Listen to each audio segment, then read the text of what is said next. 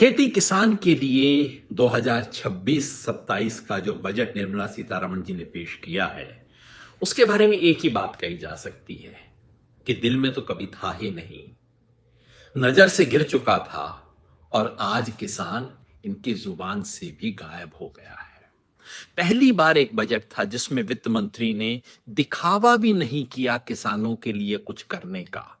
जो सामान्य घोषणाएं की जाती थी, जो नाम 5-10 बार लिया जाता था, अब वो भी उतार दिया और जिक्र हुआ किसान का तो किसके साथ?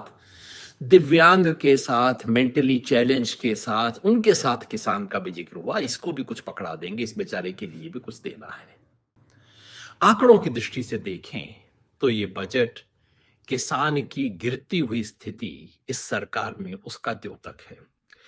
एग्रीकल्चर और एलाइड एक्टिविटीज के लिए कुल बजट पिछली बार 3.38% था, जो कि गिरकर 3.04% हो गया है।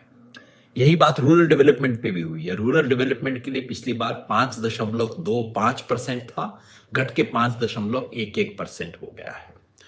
जो बड़ी घोषणा पिछली बार हुई थी, जिसपे खूब तालियां पीटी थी कि सरकार मखाना बोर्ड के लिए 100 करोड़, कॉटन के लिए कॉटन मिशन 500 करोड़, दलहन के लिए 1000 करोड़, एक और मिशन, 5 मिशन अनाउंस किए थे। पांचों मिशन पे पिछले एक साल में 0 खर्चा किया है इस सरकार ने और अगले साल के लिए 0 प्रावधान।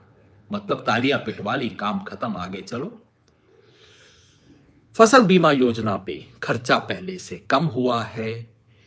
फर्टिलाइजर पे खर्चा कम करने की योजना है, बिल्कुल स्पष्ट घोषणा है कि यूरिया के ऊपर सरकार अपनी सब्सिडी कम करेगी, उसके एलोकेशन घटा दिए गए हैं।